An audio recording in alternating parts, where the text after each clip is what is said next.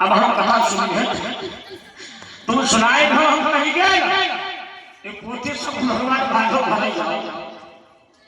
अब बेचारे पंडित जी सबको भक्ति हजार बात ही, और जब खबरी पर रखी चले तो छोटा लड़का कागज मालो वादे भागवत पंडित महाराज बड़ा परेशान, गांव के बाहर निकल गए, लड़का छुपत कह चिल्लाए वादे भागवत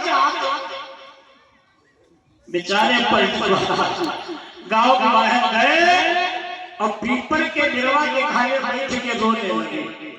कलजुग महाराज आए, कहो महाराज कथा हो गई।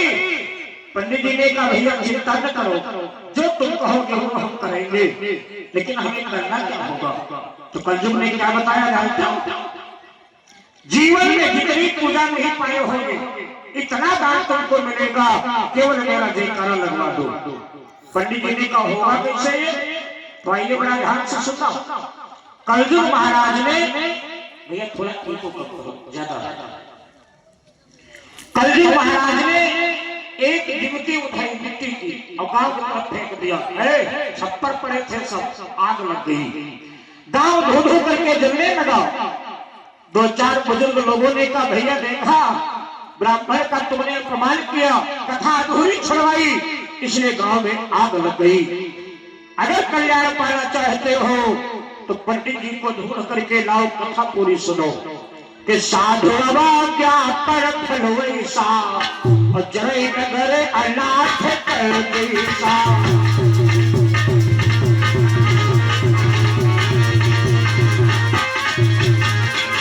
साधु क्या पर फल वैसा, साधु क्या पर फल वैसा, जय नगर अनाथ कर देसा।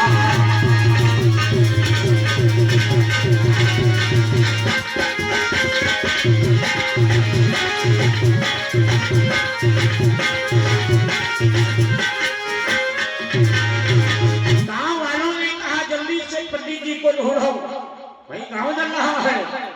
अब भैया 10-20 लोग दौड़े, गांव के बाहर गए तो देखा पंडित जी पीपल की जड़ में बैठे, कलजुग महाराज खड़े उसी जगह दिख रही है।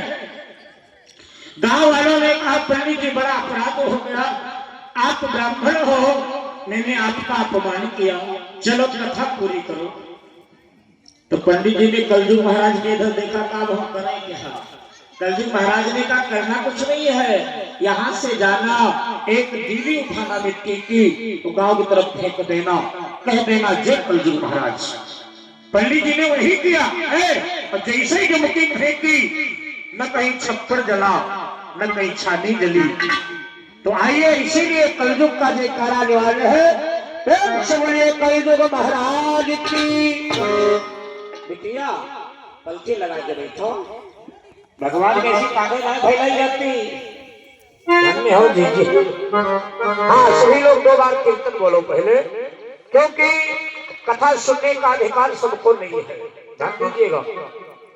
तो पहले कथा सुनने के पात्र बनो। भैया आवाज डाउन हो गई तुम्हारी, पहले कथा सुनने के पात्र बनो, उसके बाद कथा सुनाई जाए। तो सभी लोग ताली बजा करके बोलिएगा। अब देखो ताली वही बजाएगा जिसके भैया हाथ होंगे। अब हम आज जान जाएंगे किसके हाथ है किसके नहीं है। सभी लोग ताली बजा के बोलो कि मैया का अजरा गुलाल गुलाबी रंग केसरिया,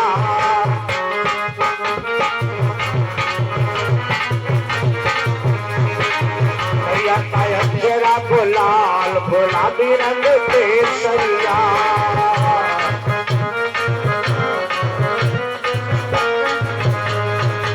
केसरिया माँ केसरिया,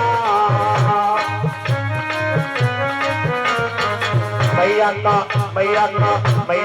अजरा गुलाल गुलाबी रंग केसरिया,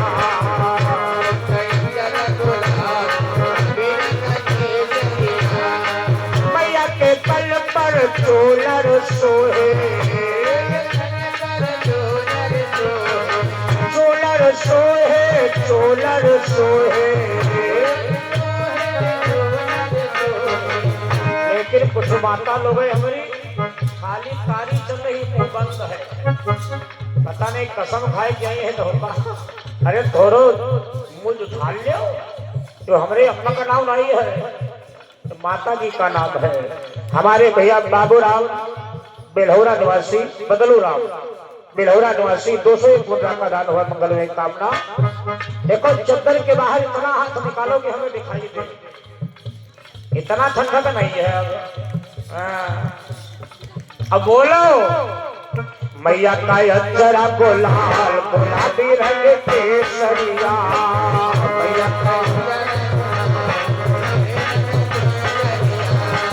मैया का अक्षरा गुलाल गुलाबी रंग केसरिया।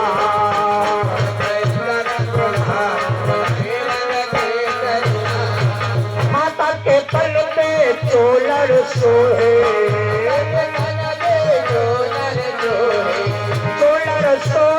चोलर सोहे, सोनर की आई है बहार गुलाबी रंग केसरिया,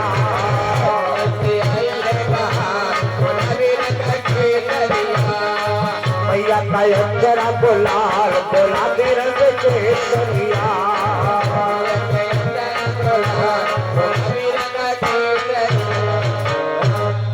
बोलिए दुर्गे मैया की। देखो बड़ा सावधान बैठना, सो मत जाना, नहीं तो खतरा हो सकता है। जानते हो कैसा खतरा हो? सुनो, जैसे यहाँ कथा हो रही है, पीछे एक चबूतरा बना था। अब एक महाशय जी बड़ा अड्ड में आए, हाँ चबूतरा पर बैठे। तो देखो हमारी आदत है ना भैया सोऊंगा और न सोने दूंगा, और न रोऊंगा न रोने दूंगा, बातें दोनों है। तो हमने उनसे कहा भैया संभल के बैठो, तो हमसे जाने का बोले महाराज बड़ी मौज आ रही, कथा सुनाओ। अच्छा हमने कसम खा ली, अब दोबारा इनको हम जगाएंगे नहीं। अच्छा भगवान की कथा जो है एक फूलों के सेज है माताओं, नाच नौटंकी में जाओ नींद नहीं आएगी। कथा में नींद क्यों आती है? जहां सुख मिलता है वही नींद आती है। इसीलिए बार बार जयकारा लगवाया जाता है, कीर्तन बुलवाया जाता है, कथा होती रही और महाशय जी सो गए। और भैया नींद बहुत बराबर, महाशय जी सो गए, आरती हो गई, प्रसाद बटी को, और महाशय जी चौतरा पड़ते दलम में खा ले दिए। हाँ अब कुछ लोगों के आदत होते हैं, देखे हुए जब स्वागत है तो उनका मुंह खुल जाते, बड़ी जोर खर्राटा लिए, अब खर्राटा लिए सोए रहे, भीड़ तो गायब। अब हम व्यास गलती दिन बैठे चाय पिए, एक लंबी पूछ वाले, एक 4 टागर वाले, एक कहूं बैठे हो जाएंगे जरूर। एक प्रसाद चाटक है आए गए, और जहां महाशय जी खर्राटा भर रहे थे उनकी 2-4 परिक्रमा काटी नहीं। हाँ नाई कुछ इनकी समझ ही पड़ा। अच्छा इनका एक ही काम, मंदिर में जाए तो जल चढ़ाए बैठे, उनकैया मिल जाए तो जल चढ़ाए बैठे। ये ऐसी वैसी देखी नाई को समझ ही पड़ा, उठाई नहीं गिलास और उनके मुहे में पिचकारी और दड़म बदू मुंह पोछे। अच्छा उनकी घरवाली रास्ता देख रही घर में कि कब कथा सुन कर आवे, कब प्रसाद दे। अब घर जब वो पहुंचे तो घरवाली कहे लाग के नाव नहीं लेती, यहाँ कोई काम हो का सुनी हो नहीं, नाव नहीं लिया यहाँ। और जब इनका सौ का काम हुई तो कहे पप्पू की अम्मा, अम्मा अपना चिल्लाते लाओ पप्पू के। हाँ घरवाली कहे लग के कथा सुनाए हो, कहीं हाँ बड़ी नीक लागत कथा, तो कहे लाग प्रसाद लाओ, तो उठाई डंडा कहीं सुनाओ, सब ठीक है लेकिन आज प्रसाद न मांगे हमसे। घरवाली कहे लग का है चन्ना मिर्च बटा, पंचामृत नहीं खाती चन्ना मिर्च, कहीं वही मां शक्कर डाली जाती, लैया बटन उमर दाना पड़े हो तो भाव में खा दे, जल्दी प्रसाद लाओ। तो उनके पति का बोले मालूम जैसे प्रसाद हमका आज मिला है ऐसे जिंदगी मिला ही नहीं रहा। तो घरवाली गाला कि है कहा हुक्म दे, अरे कहीं नाम ना ले प्रसाद क्या सब जो खराब होगा। तो घरवाली कहा लाग प्रसाद रहा का तो जाने का बोले कुछ कुछ न बकाते। हाँ तो बड़ा सवल की बैठना श्री राम जय जय राम, श्री राम जय जय राम, श्री राम जय जय राम, जय सिया राम जय सिया राम,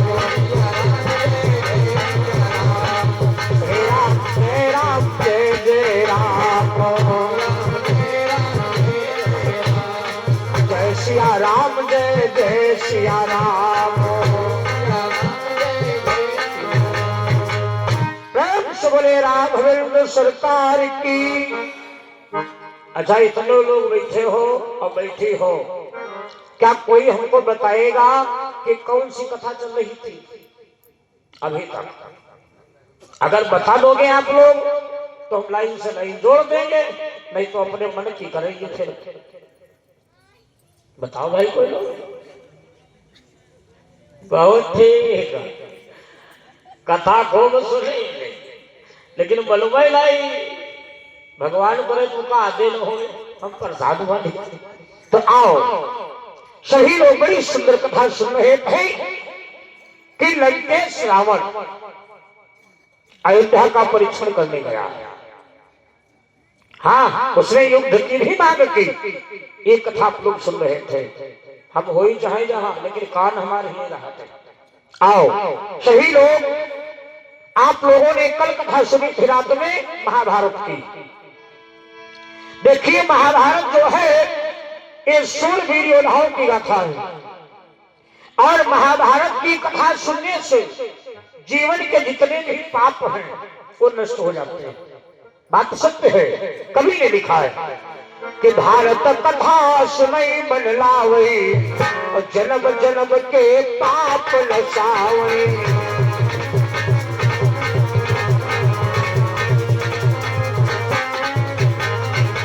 भारत कथा सुनई मन लावई, भारत कथा सुनई मन लावई जन्म जन्म के पाप नसावई।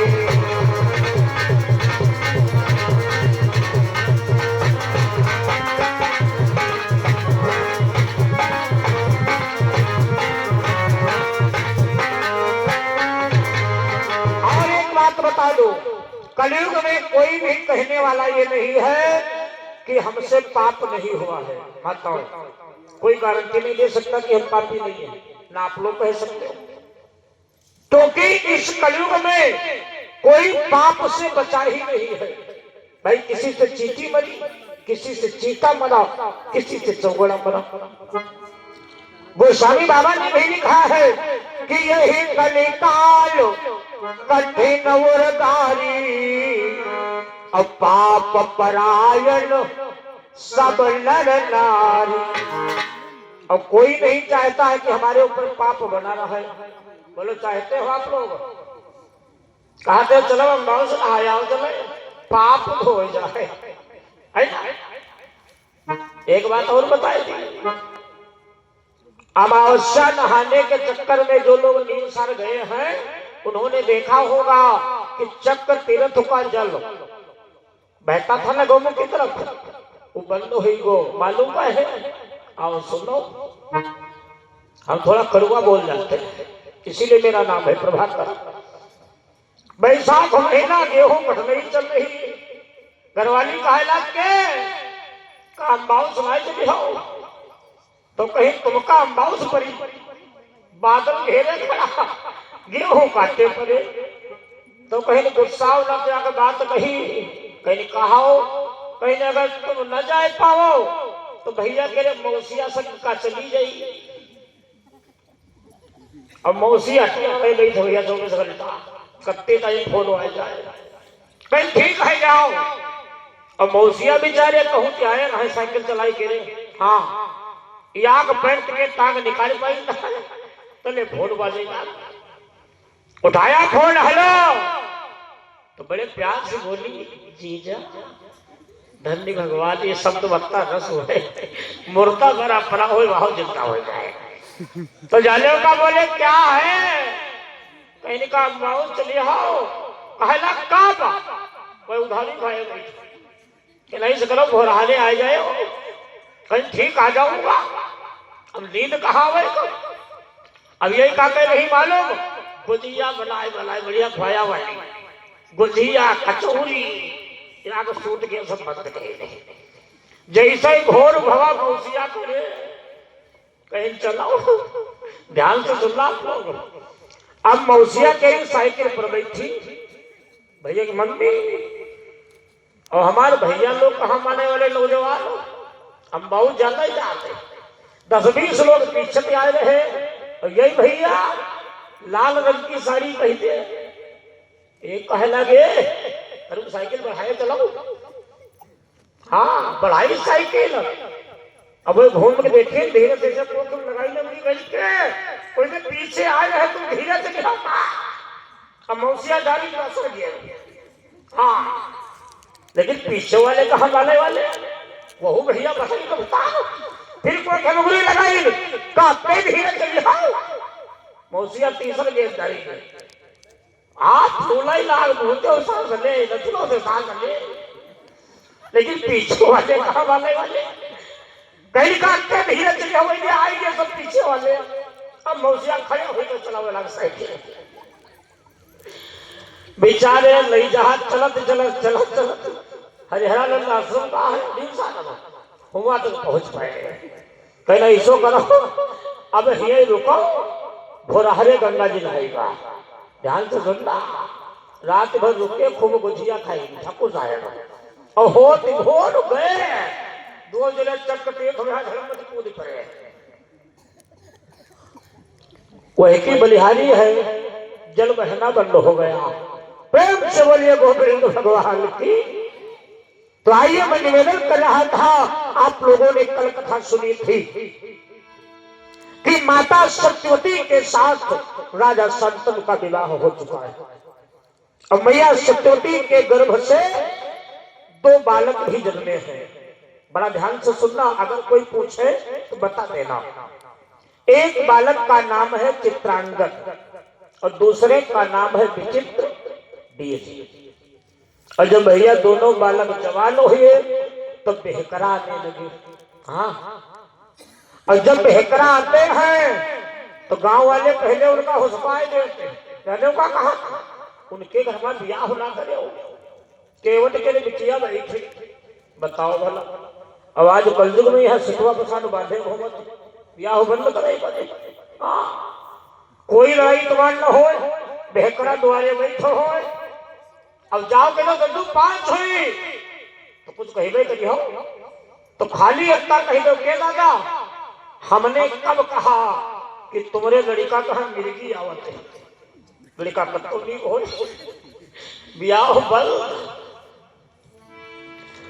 अब चित्रांगद विचित्र वीर का विवाह बंद होने लगा। बात तो सत्य है जीवन में आप संसार में गिर जा उठ सकते हो लेकिन माताओं ध्यान रखना अगर किसी की नजरों से गिर गए बोलो क्या कभी कोई उठ पाया काजल का टीका लग जाए छूट सकता है लेकिन अगर कलंक का टीका लग गया तो कभी जीवन में छूटने वाला नहीं है। ये बात जब भीष्म बाबा ने सुनी कि मेरे भाइयों का विवाह बंद किया जा रहा है तो भीष्म बाबा ने दूसरी प्रतिज्ञा की कि यदि भरत वंश का गौरव हो तो छत्री की कन्या लाऊंगा और छत्री की कन्या ला करके मैं अपनी बहू बनाऊंगा।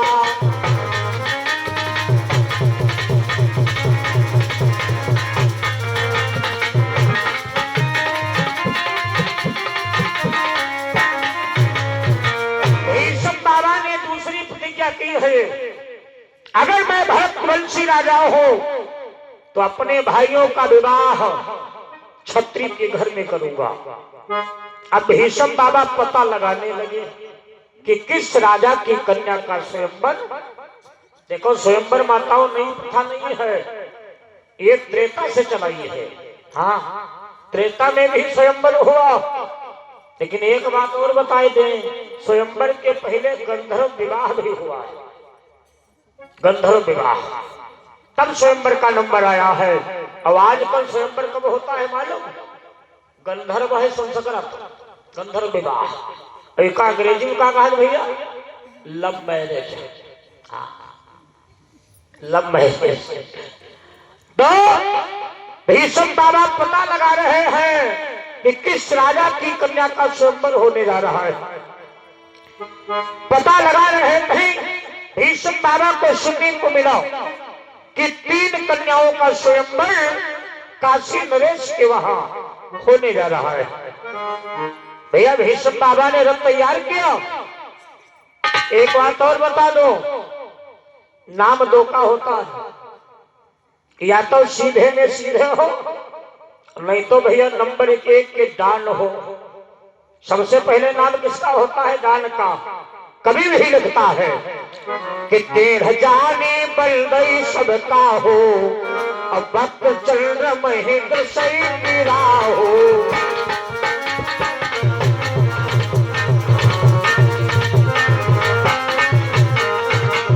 13 जाने बल गई सबका हो, 13 जाने बल गई सबका हो, वक्त चंद्र महेंद्र सही गिरा हो।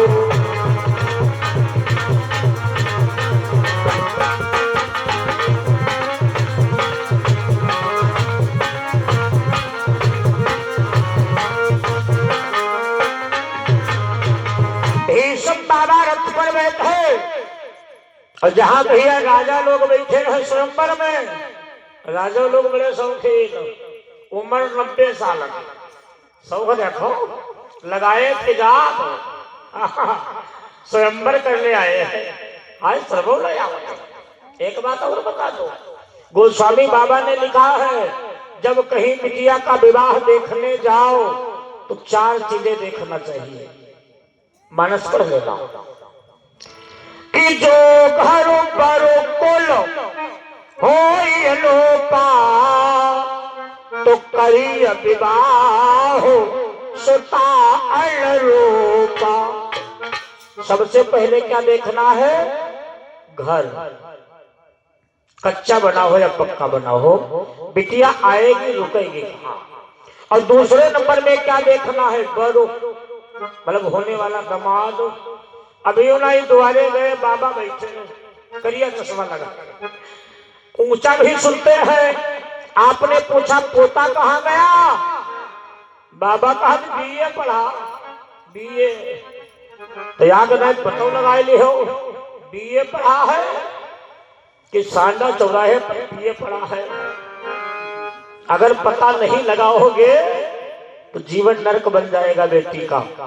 और तीसरी चीज क्या मालूम करना है? मालूम कुल है। बड़ी अच्छी बात है बताओ यहाँ पर, बच्चे का ननिहाल कहाँ है? अगर ननिहाल का पता नहीं लगाया, बोलो नातियों का विवाह होगा? बताओ, नाती कुंवारे मर जाएंगे। और चौथी चीज कौन है? करी विवाह सुता अनुरूपा। अनुरूपा का मतलब ये है, अगर बिटिया 20 साल की है तो दामाद बहुत ज्यादा 25 साल का होना चाहिए। अब ये होना है बिटिया 25 साल की, दामाद देवता 50 साल की। बोलो जोगी जोगा बनेगा? बिटिया बड़ी सुंदर, दामाद देवता भूजा भाटा। अगर तुमने विवाह कर दिया तो बिटिया दामाद का फैसला नहीं कर पाओगे। दामाद गुस्साई कहीं हाथों घुरोई, बिटियावा कहीं हाथों कलुआ, जीवन भर झगड़ा होगा। इसलिए 4 चीजें देखो। तो भीष्म बाबा जब रथ लेकर के गए बंधु, राजाओं ने देखा एक राजा दूसरे राजा से कहता है घर चलो। क्यों? जब ये ब्रह्मचारी बाबा विवाह करेगा तो हमारा कौन काम है। ये बात भीष्म बाबा ने सुनी। भीष्म बाबा ने कहा सावधान। ओ जी हाँ लंगर ना बनायो। प्रेम से बोले गोविंद भगवान की। भीष्म बाबा ने कहा ब्रह्मचारी मैं हूँ, मेरा पूरा खानदान नहीं ब्रह्मचारी है, बात सत्य है। तो राजाओं ने कहा क्या मतलब? भीष्म बाबा ने कहा मैंने प्रतिज्ञा की है कि यदि भारत वर्ष का गौरव हो तीनों कन्या ले जाऊंगा।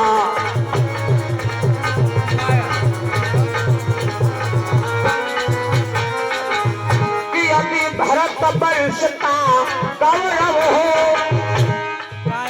तीनों कन्या ले जाऊंगा। और तीनों कन्या ले जा करके, तीनों कन्या ले जा करके मैं अपनी बहू बनाऊंगा।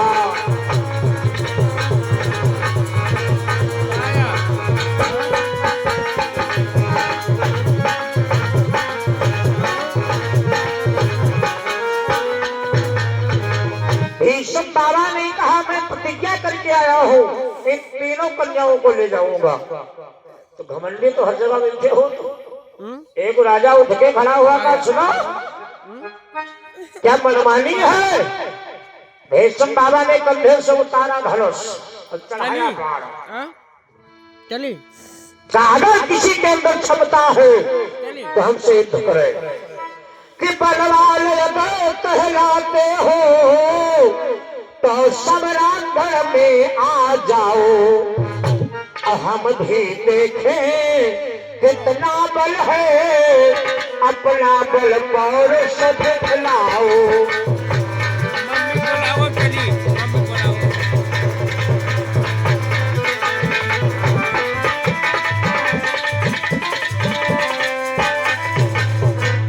भीष्म बाबा ने कहा सम्रांगण में आओ हमसे युद्ध करो।